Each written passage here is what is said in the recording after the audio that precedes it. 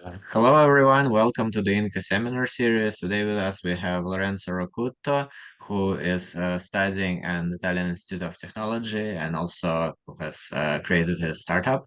So let's hear what he has to say. Thank you so much.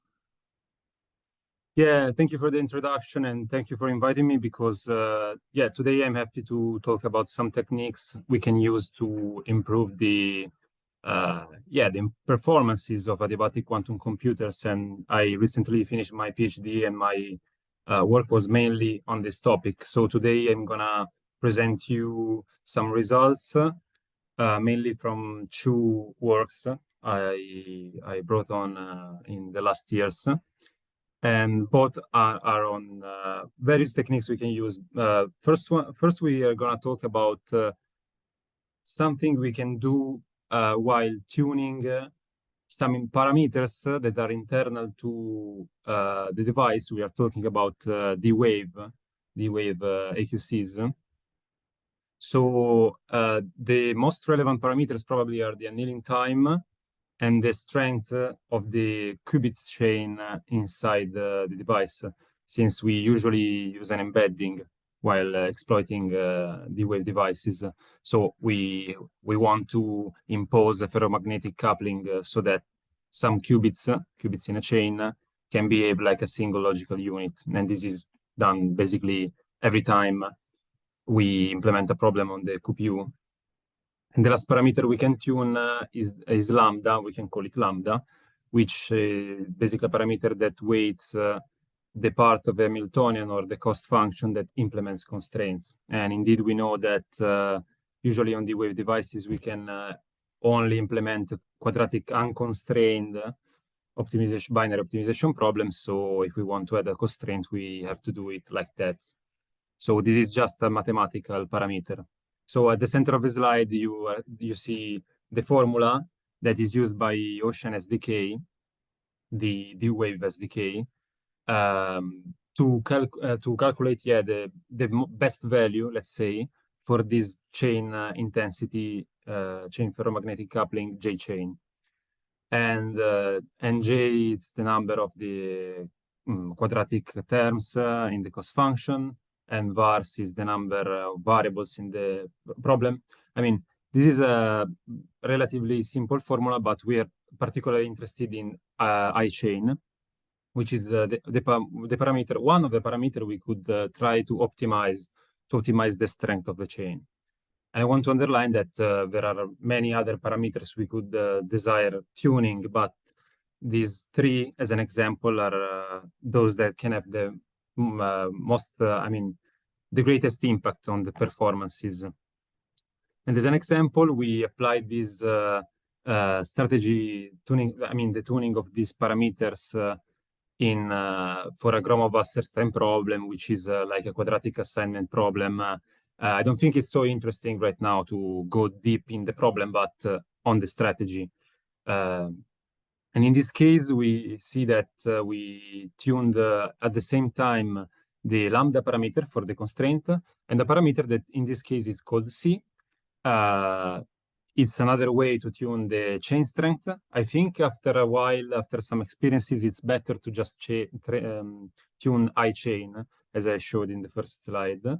But here we tune this parameter C, which is just the ratio between the strongest coupling inside the problem and the strength of the chain. So it's a little simpler, but sometimes it's effective, as in this case I'm going to present to you. So first of all, we can see on the left that we can look at the percentage of samples that contain a broken chain. So a chain where at the end of the annealing process, we see that the qubits are not belonging as a single logical unit, but some of them are upwards and some of them are downwards. So I'm sorry for interrupting, but you have the lambda that characterizes constraint, but you didn't really explain what are the problem that you're solving and what those constraints are. Yeah, sure. Because right now I feel like in the time we have at our disposal, it's more interesting to look at the strategy. But thank you for the question, in the sense that, as I said before, the problem is called Gromov-Wasserstein problem.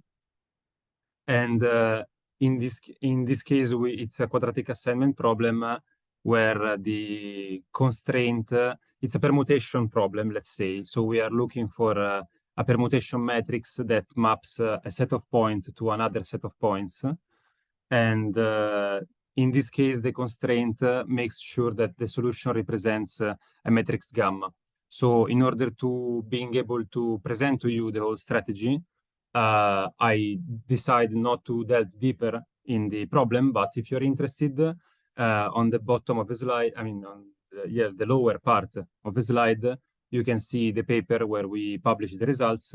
If you're interested in the mathematics behind the problem, the specific problem, you can go and read the paper, because it's a problem that it's a little bit complicated to explain by words. It will take a little bit of time. And that's not the main point here, because we are just focusing on a procedure to find the best possible values, because this parameter lambda, in this case, control these constraints I was talking about. But in another problem, the constraints could be different, but this procedure should apply in the same way. So in this case, the intensity of lambda tells us how much the system is induced to respect these constraints, while the C tells us how much the chain strength is strong, exactly. So when C is higher, so on the lower part of the slide, we can see that the percentage of samples containing a broken chain is lower, and the other way around when we go up in the image. But on the right, we can see that the probability to achieve the global optimum at a certain point, it's the best one, and this point does not correspond to those cases in which the samples contain the lowest number of broken chains.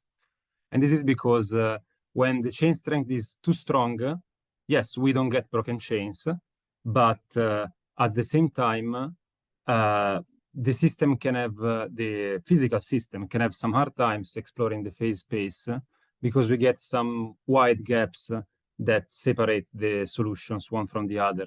So the exploration can become difficult. So usually there is like a balance that we need to find.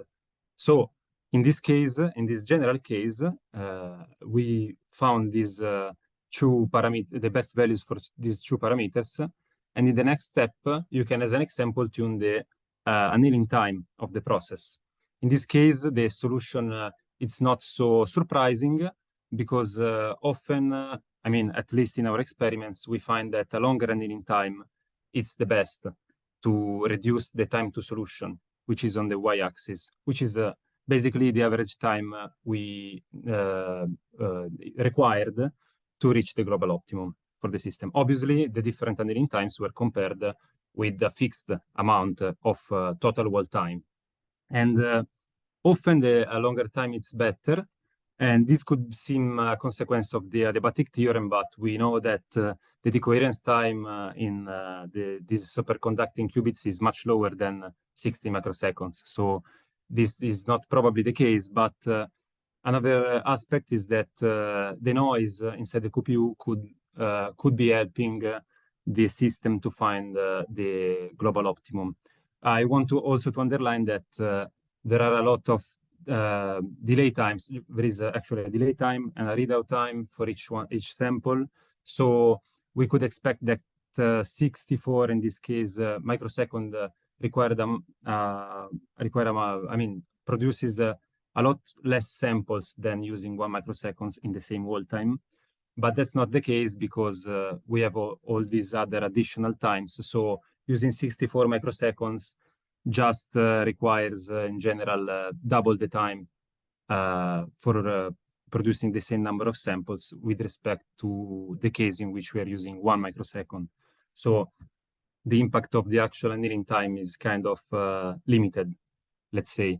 So if we take both these values, as I said before, there is a whole paper where we tested a lot of different devices, a lot of different problems, So you can read that, go and read that if you're interested. But for the moment, and for the sake of clarity and briefness, I want just to focus on this hard assignment Wasserstein problem, where on the right-hand side of the plot, we see a comparison between a commercial solver, Gurobai, and a virtual main computing machine, which is another exotic computing approach implemented still on classical devices.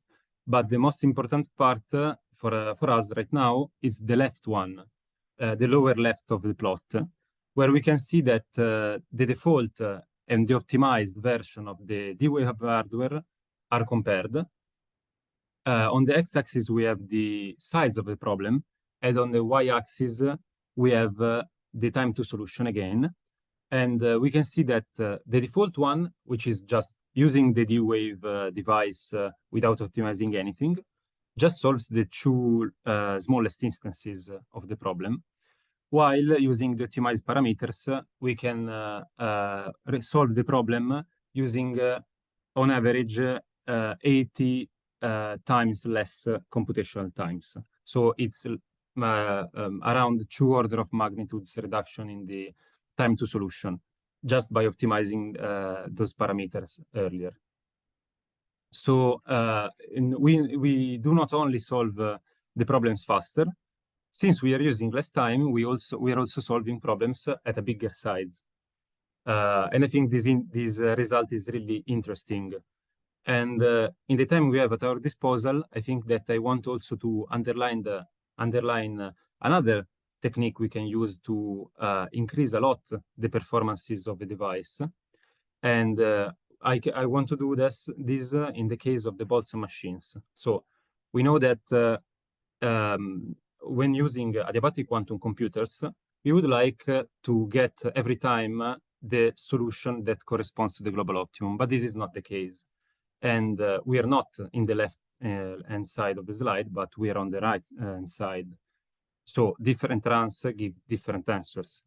But the lucky part of this is that this distribution we get of solutions when running multiple annealing cycles is exactly, closely resembles the Boltzmann distribution, which is exactly the distribution needed to train the Boltzmann machine, which is a famous unsupervised learning algorithm that corresponds to a network of fully connected units arranged in 2 layers, the visible one and the hidden one. And this algorithm is really interesting because it can learn probability distributions. And once it is trained, it can, as an example, reconstruct missing data in partially corrupted images, as an example. Or it can be useful in quantum tomography, in recommendation systems, and so on. The only problem is that the Boltzmann machine is not used classically, not often, let's say, because it's really hard to train, because to train it and to exploit it, we need to be able to sample from the Boltzmann distribution really fast. And this is difficult to do classically, because classically we have an exponential cost in the number of units, since we have to iteratively update the single units. While in the quantum case, every shot corresponds to a sample. And this does not depend on the size of the Boltzmann machine. So we are expecting a great advantage from the quantum approach. On the other hand, the classical approach gives us continuous variables, while in the quantum case, we have discrete variables. So we will need more samples, usually, in the discrete case. Well, we implemented a Boltzmann machine, and this is not we implemented the Boltzmann machine on the Adiabatic quantum computer, and this is not the first time this has been done, but this is the first time, at least to our knowledge, that someone implemented a fully connected one. Usually the restricted network is used. And we sampled 4,000 samples from the Adiabatic quantum computer for each epoch, while in the classical case, a lower number was required, 256.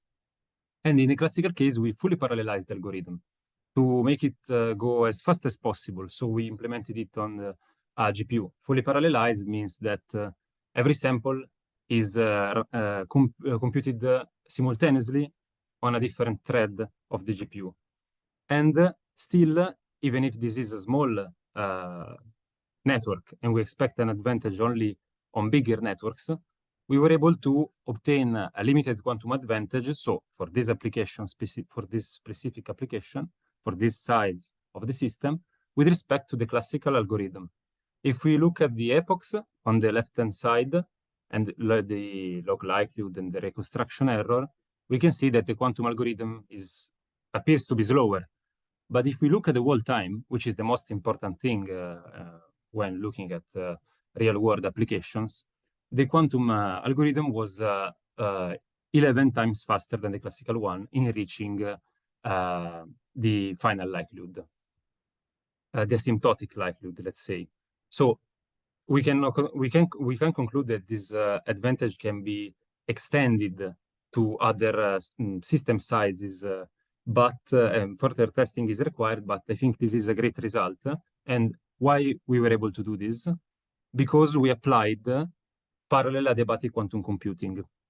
So this technique is not new in the sense that a paper was published last year presenting it. We already, our team and I think a lot of other teams in the world were already using this technique. We used that for the first time in 2020 as an example. But it is really useful and it is not yet widespread. So I'm glad I can have this opportunity to underline it. And basically, using parallel adiabatic quantum computing, you embed the problem on the QPU, and then you do it multiple times in different locations of the QPU, and try to use all the qubits available. So when you run the annealing cycle, you are getting, as an example, if you are able to implement 100 times, to embed the problem 100 times on the QPU, every single annealing cycle will give you 100 samples. So this can speed up a lot the computation. And indeed, we did not run 4,000 annealing cycles as it was required, but only 95. And 95 annealing cycles were sufficient to produce the whole 4,000 samples for training the Boltzmann machine. And we also decided to make a mathematical forecast, which is the new line labeled parallel quantum, because in the classical case, we were able to fully parallelize the algorithm. But in the quantum one, we were able to do that up to a certain point. Still, we needed 95 subsequent sequential annealing cycles. So we can just make a mathematical operation by dividing for 100 times the time required in the quantum case. And why we are doing that? Because we are just supposing, so this is not an experimental result, we're just supposing, hypothesizing a scenario in which we have not a better quantum processing unit, but just a larger one, or multiple ones we can use in parallel. In that case, a single annealing cycle would be sufficient to produce all the samples, as it is done in the classical case. So the speed of the quantum algorithm in producing a single sample would, in producing all the samples, would increase and would reach 1,000 times the current speed of the classical algorithm. So this is a result that is limited for these sides for the moment. And we should make further testing to understand if this can be extended to greater sizes.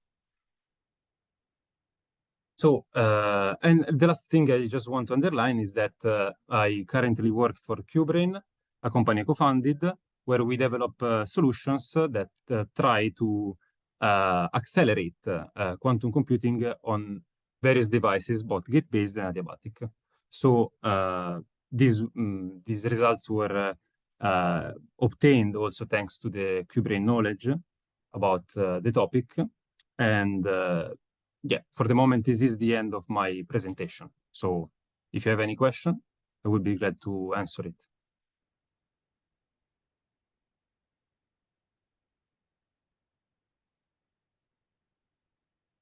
Thanks for this talk.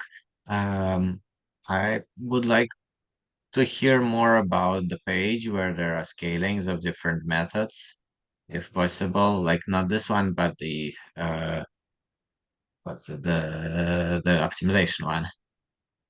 Yeah, so there seem to be a lot of abbreviations here that I don't know. Sure. Thank you for pointing that out. I recognize that without explaining the full paper, a lot of what's happening in this slide can seem confusing. But thanks to your question, I can take a little bit more time to explain it. So basically, this whole work was about comparing three different approaches to solving optimization problems. One, you know it very well, which is the adiabatic quantum computer from D-Wave.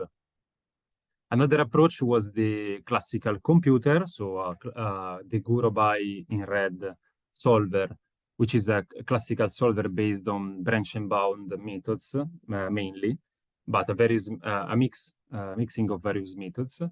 And then the non-Turing, it's non-Turing, but the main computing machine, which is developed by Main Computing, which is a American company based in San Diego, and I had the pleasure to work with them the last year. And they basically developed a virtual for the moment, so for the moment simulated and not hardware, version of a circuit that solves problems using an analog classic dynamic, let's say. So we tested these three different approaches on three different problems. One is the capacitated helicopter routing problem, which is a routing problem. The hard assignment Gromov-Wasserstein problems, which is basically a combinatorial permutation problem, which is the one corresponding to the plot on the right. And then the, let's say, classic semi-prime factorization problem. And the D-Wave device was able to tackle only the hard assignment Gromov-Wasserstein problem in its smaller instances, which is the case on the plot in the plot on the right, and the semi-prime factorization problem. So to see the plot of the results in the semi-prime factorization case, you can go to the article. In that case, the improvement coming from the optimization of the parameters was less relevant. So thank you also for the question, because now I can point out that this procedure can work very well for certain problems, as in this case, but for other problems, the advantage can be limited. And the other thing the other interesting result of this paper is that in the case of the virtual main computing machine, which is not the focus of this talk, but it's still a pleasure to share it. The optimized version, also in that case, we optimize some parameters, and the optimized version has a scaling which is better than the classical solver. And it's not only better in the scaling, but it's also better in absolute time required to find the solution. So using that particular device, we were able to beat the current standard for commercial solvers. Thanks. Are there any other questions? No. Very well. Thank you Thank all you. for coming, and see you all next week.